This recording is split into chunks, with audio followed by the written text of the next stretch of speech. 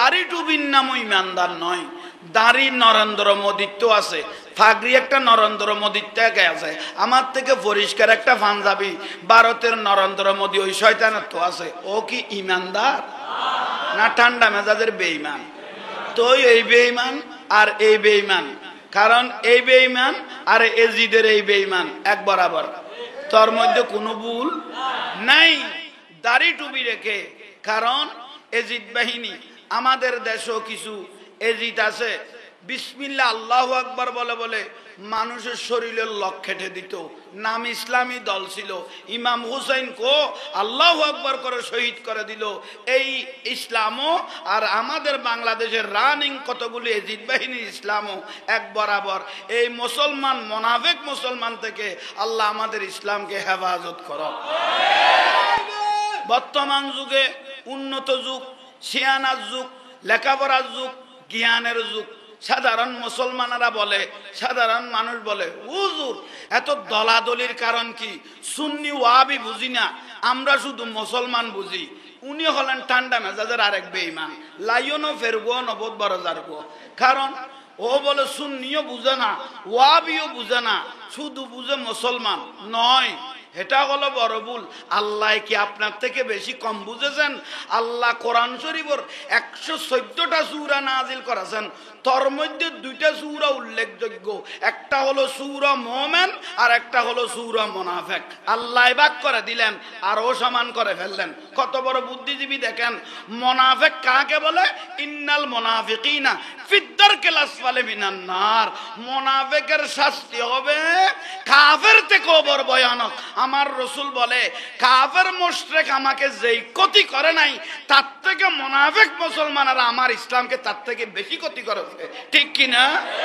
তো সেই জন্য 22,000 সৈন্য যেগুলো এজিদ বাহিনীর মধ্যে ছিল, দাঁড়িয়ে ছিল, টুবিও ছিল, ফাগরিও ছিল, মিসওয়াকও ছিল, ইমানদার না বেঈমান? ইমানদার না বেঈমান? তাদের জামাতের মধ্যে আজান হয়েছে, একামত হয়েছে, নামাজ হয়েছে, ইমাম হুসাইনের তাবুতো আজান হয়েছে, একামত হয়েছে। এগুলো এজিদি, এগুলো হুসাইনি, এগুলো জান্নাতি, এগুলো জাহান্নামি। সেই দিন নামাজও বাক হয়ে গেছে, মুসলমানও বাক হয়ে গেছে। উচ্চস্বরে বলুন সুবহানাল্লাহ। তাহলে মুসলমান দাড়ি টুপির নাম মুসলমান? জোরে বলেন, দাড়ি টুপি ফাগরির নাম মুসলমান নয়। মুসলমান হলো, ইমানদার হলো জানের থেকে দয়াল নবীকে, আওলাদ রাসূলকে ভালোবাসার নাম হলো ইমানদার। উচ্চস্বরে বলুন। আজকে সুন্নি ভাড়া যেখানে আছে, জায়গায় জায়গায় দেখেন কারবালার মাহফিল চলতেছে, আওলাদ রাসূলকে স্মরণ করতেছে, নবীর আওলাদকে ভালোবেসে কারবালার মাহফিল অন্তরে অন্তরে চলতেছে।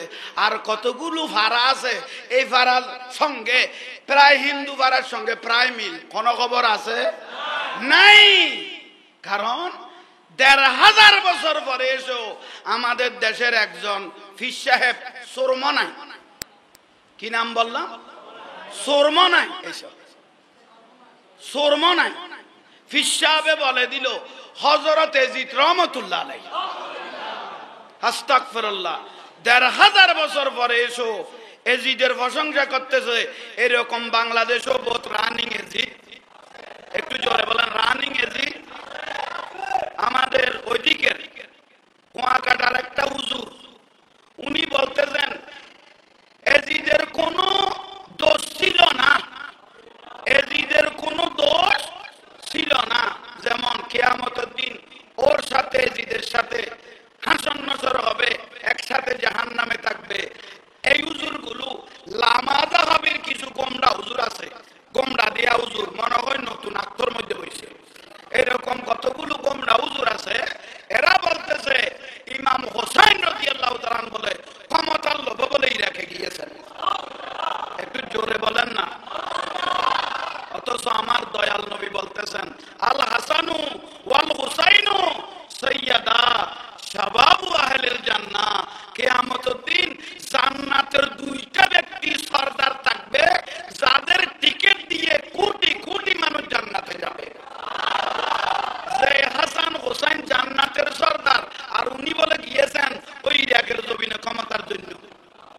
এই মলয়গুলো, এই কাঠমোল্লাগুলো, এই নাফিদগুলো, এই এজিদ বাহিনী প্রশংসা করতেছে, আমার মনে হয় ওদের ধর্মের মধ্যে কোনো সমস্যা ঠিক না। কারণ ইমাম হুসাইন রাদিয়াল্লাহু তাআলা আনহুর প্রশংসা নয়, প্রশংসা করতেছে কার? ইয়াজিদের। আল্লাহ ইবাদ করে দিলেন। আমার দয়াল নবী বলতেছেন, উম্মত ও দুনিয়াবাসী শুনো, পৃথিবীর জমিনের পানি হলো 3 ভাগ, স্থল হলো 1 ভাগ, ঠিক না? পৃথিবীর সমস্ত পানি যদি দোজখের আগুনের মধ্যে ঢেলে দেওয়া হয়, দোজখের আগুন নিভাতে পারবে না। মান আহাব্বাহুমা ফাকাদ আহাব্বানি। আর কোন আশেক যদি আমার উম্মত আমার নাতি দুনুটার মহব্বতে 2টা চোখের ফোঁটা বের করলো, চোখের পানি, আশেকদের চোখের পানি 2 ফোঁটার বিনিময়ে দোজখের আগুন নিভে যাবে।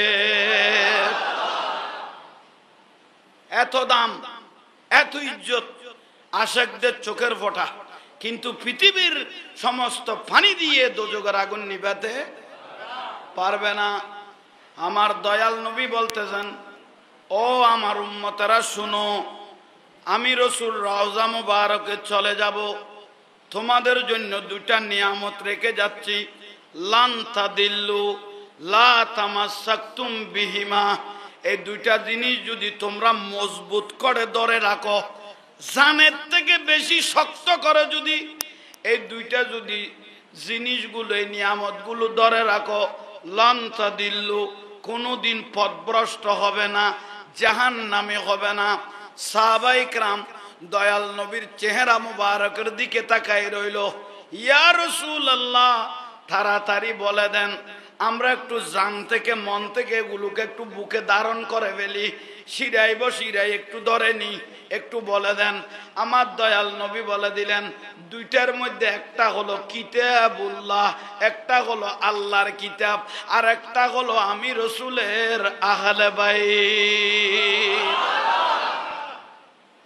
আসমান থেকে আমার রসুল বলে আল্লাহরও আরশ থেকে 2টা রশি নেমেছে।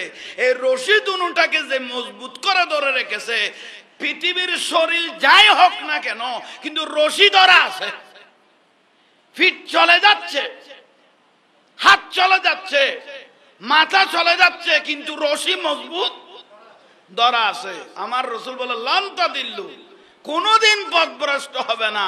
একটা হলো কিতাবুল্লাহ, আল্লাহর কিতাব, আর একটা হলো আমি রাসূলের আহলে বাইত। আওলাদ রাসূলকে যারা ধরে রাখবে কিয়ামত পর্যন্ত, তাদেরকে কেউ পথভ্রষ্ট করতে পারবে না। আজকে আওলাদ রাসূল আছে না? আছে না? গহনা কিয়ামত পর্যন্ত আওলাদ রাসূল থাকবে। সুবহানাল্লাহ বলেন। কিয়ামত পর্যন্ত আওলাদ রাসূল থাকবে। আমার রাসূল পাক বলতেছেন, আই উম্মত, তোমাদের বংশ জারি থাকবে ছেলের বংশ দিয়ে, আর আমি রাসূলের বংশ জারি থাকবে মেয়ের বংশ দিয়ে। একটু জোরে করে বলেন। প্যারা রাসূল আমাদেরকে যে নিয়ামত দিলেন, আমার দয়াল নবী মসজিদে নববীতে নামাজ পড়লেন, আসরের নামাজ ধরেন মতান্তরে। নামাজ পড়ার পরে হযরত আলী রাদিয়াল্লাহু তাআলা আনহুকে ডাকলেন, আলী এদিকে আসো। মওলা আলী বলে, আমার নসিব আজকে ভালো, এত হাজার সাহাবীর থেকে রাসূলে পাক আমাকে ডাক দিলেন, আলী আসো। ইয়া রাসূলুল্লাহ, আসলাম। জান প্রাণ সম্পদ আপনার কদমে কোরবান, কোথায় যেতে হবে একটু বলে দেন। আলী, নামাজ পড়েছি, চলো একটু ঘুরে আসি। মাওলা আলী খুশি হয়ে গেলেন, দয়াল নবীর পিছে পিছে হাঁটতেছেন। মাওলা আলী বলে, আমি পাহাড়ের পাশ দিয়ে যাচ্ছি, রাসূল পাক আমার সাথে আছে, কিন্তু আমি নিজের চোখে দেখতেছি ফামা ইস্তাকবালাহু জবালুন ওয়ালা শাজারুন ওয়া হুয়া ইয়াকুলু আসসালামু আলাইকা ইয়া রাসূলুল্লাহ। দেখতেছি পাহাড়ে, গাছে, ওটে, বকরিয়ে দয়াল নবীকে উচ্চ স্বরে স্বরে সালাম দিচ্ছে। সালামগুলো যখন দিচ্ছে আমি আলী দেখতেছি এবং একটু জোরে বলেন না, দেখতেছি, ইস্তেকবাল জানাইতে লাগলো, শুনতেছি, দেখতেছি। দয়াল নবীর চেহারা মুবারক তাকাইলাম, রসুল পাকের চেহারা মুবারক এক এক টাইমে এক এক সুরত। আল্লাহর কসম করে বলতেছি, রাইতু রব্বি, খোদার কসম, রবের কসম, সুরতের কসম করে আমি আলী বলতেছি, কান্না শামসা তাজরি ফি ওয়াজহি, দয়াল নবীর চেহারা মুবারক দেখতেছি সূর্য থেকে বেশি জ্বলতে লাগলো।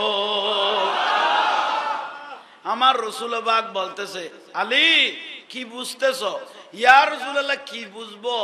আমি তো একজন সাধারণ মানুষ, যাকে পাহাড়ে সালাম দেয়, গাছে সালাম দেয়, বাঁশে সালাম দেয়, কত বড় দয়াল নবী আমার নসিবে জটলো। আলী আসো। আলী বলে, মাওলা আলী শেরে খোদা রাদিয়াল্লাহু তাআলা আনহু দয়াল নবীর পিছে পিছে যাচ্ছেন। একটা ঘন একটা খেজুর বাগানে ঢুকলেন। ঢুকার পরে, আলী আজকে তোমাকে আমি একটা নিয়ামত দেব। বড় করে কও না। আলী আজকে তোমাকে আমি রসুল পাক একটা কি দিব? নিয়ামত দেব। মাওলা আলী বলে, কি রসুল পাক আজকে নিয়ামত দে? রসুল পাক থেকে তো বড় নিয়ামত আর পৃথিবীর, আবার আমাকে কি নিয়ামত দিবেন? দয়াল নবীকে পেয়েছি, কারণ ওয়া নূরে মোহাম্মদ হ্যায়, ওয়া নূরে খুদা কা মোহাম্মদ কা सूरत है नूरे खुदा का। রসুল সাল্লাল্লাহু আলাইহি ওয়াসাল্লাম দয়াল নবী তো খোদা সাওয়ার আয়না, যাকে জান্নাতের সার্টিফিকেট, যাকে দেখলে খোদার তজল্লি স্মরণ করে যায়, যাকে দেখলে কুল কায়নাত হাতের তালুতে এসে যায়। আবার দয়াল নবী আমাকে কি দিবেন? উচ্চস্বরে বলুন। আলী খেজুর বাগানে ঢুকলেন। আলী একটু এদিকে আসো। মাওলা আলী বলে, ছোটবেলার মধ্যে কোন মানুষ কলমা পড়ে নাই, 10 বছর বয়সে আমি কলমা পড়েছি।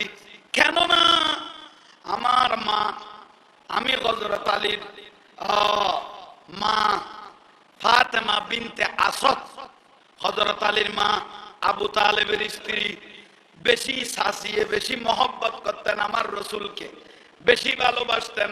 সেই জন্য হযরত আলী রাদিয়াল্লাহু তাআলা আনহুর আম্মা জান যখন মারা গেলেন, শাসি যখন মারা গেলেন, আমার রসুল এত কাঁদা আর কোনোদিন মনে হয় কাঁদে নাই।